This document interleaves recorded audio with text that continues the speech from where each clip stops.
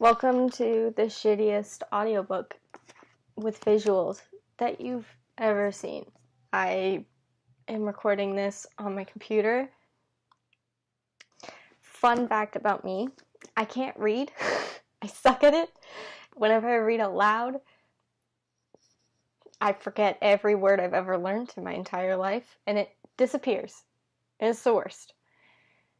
I did just finish this book like less than a week ago, so I feel like I have a good understanding of what happens in it, and I might have an idea of how to pronounce the words. But I'm not gonna lie, I can't pronounce certain names, and I kind of, every time I read them, I just go letters, and I don't hear it. I just see the letters and go, that's the name, and I just ignore it. So anyways, The Lightning Thief. The best children's book ever written, in my opinion.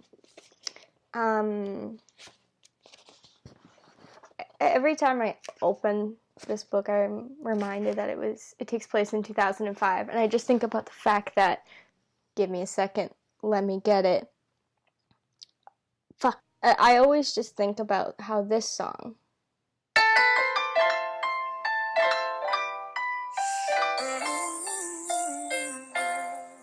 was the top song the year this book came out.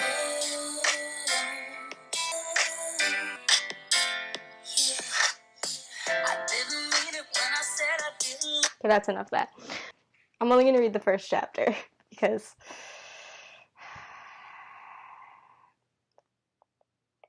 it's a lot of work to read more than one chapter. I accidentally vaporized my pre-algebra teacher. Look, I didn't Oh dear God. Oh, this is the most uncomfortable thing I've ever done in my entire life. I've done some uncomfortable things. Look, I just gotta read it like a normal human. Look, I didn't want to be a half-blood. If you're reading this because you think you might be one, my advice is, close this book right now. Believe whatever lie your mom or dad told you about your birth and try to live... I am 4 sentences in and I can't speak. Believe whatever lie your mom and dad told you about your birth and try to lead a normal life. Being a half-blood is dangerous, it's scary. Most of the time it gets you killed in painful, nasty ways. If you're a normal kid reading this because you think it's fiction, great, read on. I envy you for being able to believe that none of this ever happened. But if you recognize yourself in these pages, if you feel something stirring inside, stop reading immediately. You might be one of us. This is a cult. Realizing this sounds like a cult. And once you know that, it's only a matter of time before they sense you too, and they'll come for you. Don't say I didn't warn you. My name is Percy Jackson. I'm 12 years old. Until a few months ago, I was a boarding student at Yancey Academy, a private school for troubled kids in upstate New York. Am I a troubled kid? Yeah, you could say that.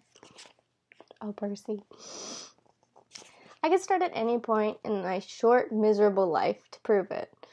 But things really started going bad last May. When our 6th grade class took a field trip to Manhattan. 28 mental case kids and 2 teachers on a yellow school bus heading to the Metropolitan 28 mental case kids and 2 teachers on a yellow school bus heading to the Metropolitan Museum of Art to look at ancient Greek and Roman stuff. I know it sounds like torture. Most Yancey field trips were. I feel like my mother's calling me. But Mr. Bruner, our Latin teacher, also Bruner? Hope for the best. Mr. Bruner, our Latin teacher, was leading this trip, so I had hopes. Mr. Bruner was this middle-aged guy in a motorized wheelchair. He had thinning hair and a scruffy beard and a frayed tweed jacket, which always smelled like coffee. You wouldn't think he'd be cool, but he told stories and jokes and let us play games in class. He also had this awesome collection of Roman armor and weapons, so he was the only teacher whose class didn't put me to sleep. I hoped the trip would be okay. At least, I hoped that for once I wouldn't get in trouble. Boy, was I wrong. See, bad things happened to me on field trips. Like at my 5th grade school, when we went to the Saratoga battlefield. Strathcona, I don't know. It's Saratoga battlefield. I had this accident with a Revolutionary War cannon. Revolutionary War cannon. I wasn't aiming for the school bus, but of course I got expelled anyways. And before that, at my 4th grade school, when we took a behind-the-scenes tour of the Marine World Shark Pool, I sort of hit the wrong lever on the catwalk and our class took an unplanned swim. And the time before that, well, you get the idea. I'm 2 pages in. This trip, I was determined to be good. All the way into the city, I put it with Nancy Bobofit? Bobofit? I'm gonna say Bobofit because it's funny to me. The freckly, redheaded kleptomatic girl hitting my best friend Grover in the back of the head with chunks of peanut butter and ketchup sandwich. Grover was an easy target. He was scrawny, he cried when he got frustrated, he must have been held back several gates because he was the only 6th grader with acne and a wispy beard on his chin. Same.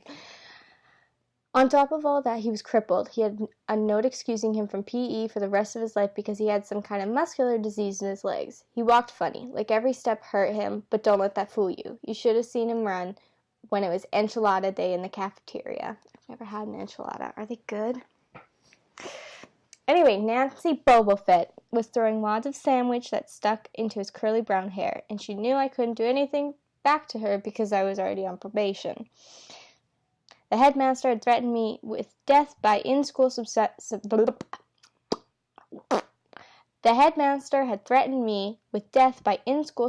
if anything bad, embarrassing, or even mildly entertaining happened on this trip. I'm going to kill her, I mumbled. I'm not going to, do the tones and the voices.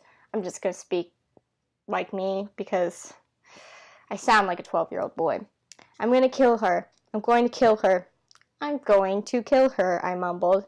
Grover tried to calm me down. It's okay, I like peanut butter. He dodged another piece of Nancy's lunch. That's it. I started to get up, but Grover pulled me back to my seat. You're already on probation, he reminded me. You know who'll get blamed if anything happens. Looking back on it, I wish I had decked Nancy Bobofit right there, then and there. Bobofit is such a stupid last name. Why am I pronouncing it like this? I've committed. I have to stick. In-school suspension would have been nothing compared to the mess I was about to get myself into. Mr. Bruner led the museum tour. He rode him up front in his wheelchair, guiding through the big, echoey galleries past marble statues and glass cases of really old black and orange pottery. I was going to say poetry. Know how to read that word. Pottery. It blew my mind that this stuff had survived for 2,000, 3,000 years. He gathered us around a 13-foot-tall stone column with a big sphinx on the top and started telling us how it was a grave marker, a stele. Stele? A stele for a girl about our age. He told us about the carvings on the sides. I was trying to listen to what he had to say because it was kind of interesting, but everyone around me was talking, and every time I told them to shut up, our teacher, the chaperone, Miss Dodds, would give me the evil eye. Miss Dodds was this little math teacher from Georgia who always wore... Oh, am I supposed to do a Georgia accent? Mrs. Dodds is a little math teacher from Georgia who always wore a black leather jacket even though she was 50 years old. She looked mean enough to ride a Harley right into your locker. She'd come to Yancey halfway through the year when our last math teacher had a nervous breakdown. From her first day, Miss Dodds loved Nancy... I'm going to call her Bofit because Bobofit is stupid. Bofit, and figured I was a devil spawn. She'd point her crooked finger at me and say, "Now, honey," real sweet, and I knew I was going to get after-school detention for a month. One time after she made me erase answers out of old math workbooks until midnight, I told Grover I didn't think Miss Dawes was human. He looked at me real serious and said, "You're absolutely right." Mr. Bruner kept talking about Greek funeral art. Finally, Nancy, why does he keep saying her last name? Nancy snickered something about the naked guy on the stele. And I turned around and said, "Will you shut up?" It came out louder than I meant it to.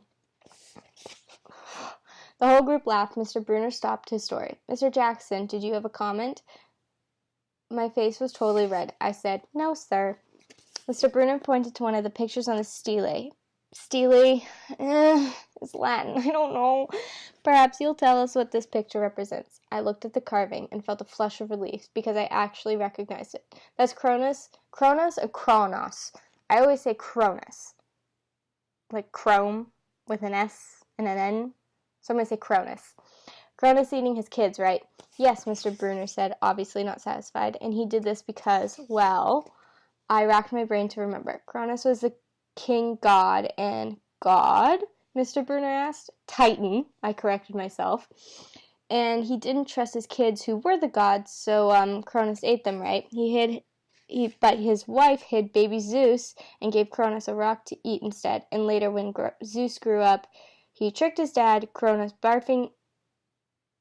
Blah. I'm sorry.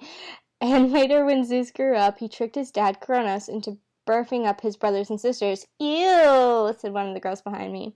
"So there's this big fight between the gods and the Titans," I continued, "and the gods won." Some snickers from the group. Behind me, Nancy Boba Fett mumbled to a friend, "Like we're going to use this in real life. Like it's going to say on our job applications, 'Please explain why Cronus ate his kids.'" "And why, Mr. Jackson," Bruner said to me, "to paraphrase Miss Boba Fett's excellent question, does this matter in real life?" "Busted," Grover muttered. "Shut up," Nancy hissed, her face even brighter red than her hair. At least Nancy got packed too. Mr. Bruner was the only one who ever caught her saying anything wrong. He had radar ears. I thought about his questions and shrugged. "I don't know, sir." "I see." Mr. Bruner looked disappointed. "Well, half credit, Mr. Jackson. Zeus did indeed feed Cronus a mixture of mustard and wine, which made him disgorge his other 5 children, who, of course, being immortal gods, have been living and growing up completely undigested in the Titan's stomach. The gods defeated their father, sliced him into pieces with his own scythe." I always say scythe. It might be sickle, but I think it's scythe. "And scattered his remains in Tartarus." I hear it so many different ways. I hear people really pronounce the T's. I think of like tartar sauce with a U-S at the end. So I'm going to say Tartarus because that's how I hear it in my head. I might be crazy. Tartarus, the darkest part of the underworld. On that happy note, it's time for lunch. "Mrs. Dodds, would you lead us back outside?" The class drifted off, the girls holding their stomachs and the guys pushing each other around and acting like doofuses. Grover and I were about to follow when Mr. Bruner said, "Mr. Jackson." I knew it was coming, but I told Grover to keep going. Then I turned to Mr. Bruner. "Sir?" Mr. Bruner had his look that wouldn't let you go. Intense brown eyes that could have been 1,000 years old and had seen everything. "You must learn the answer to my question," Mr. Bruner told me. "About the Titans, about real life, and how your studies apply to it." "Oh." What you learned from me," he said, "is vitally important. I expect you to treat it as such. I will only accept the best from you, Percy Jackson." I wanted to get angry. This guy pushed me so hard. I mean, sure, it was kind of cool on tournament days when he dressed up in a suit of Roman armor and shouted, "What ho!" and challenged us, sword point against chalk, to run to the board and name every Greek and Roman person who had ever lived, and their mother and what god they worship. But Mr. Bruner expected me to be as good as everyone else, despite the fact that I have dyslexia and attention deficit disorder. I have never made above a C minus in my life. No, he didn't expect me to be as good, he expected me to be better. I just couldn't learn all those names and facts and much less spell them correctly. I mumbled something about trying harder while Mr. Bruner took one long sad look at the stele as if Mr. Bruner took one sad look at the stele like he had been at this girl's funeral. He told me to go outside and eat my lunch. Wow. I have another 8 pages, and this is 17 minutes. So you might be seeing this in 2 parts right now. If that's the case, goodbye, and I'll see you in the second part.